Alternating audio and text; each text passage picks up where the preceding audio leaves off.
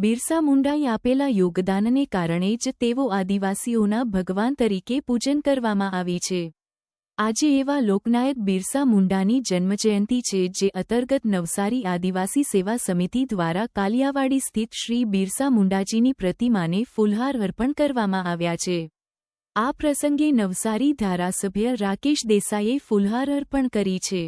શહેરીજનોને ભગવાન બિરસા મુંડાના જીવનની પ્રેરણા મેળવી સમાજને એકત્રિત કરવામાં આગળ આવવા અનુરોધ કર્યો હતો.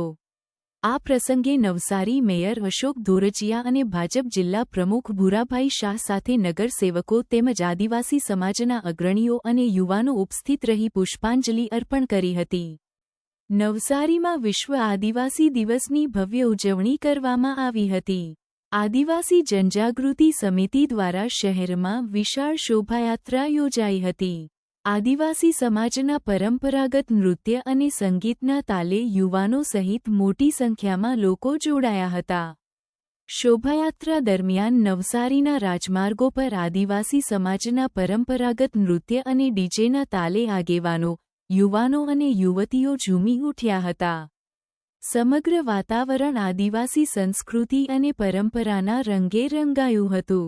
શોભાયાત્રા કાલિયાવાડી ખાતે પહોંચતા બાદ ભગવાન બિરસા મુંડાની પ્રતિમાને ફૂલહાર અર્પણ કરશે.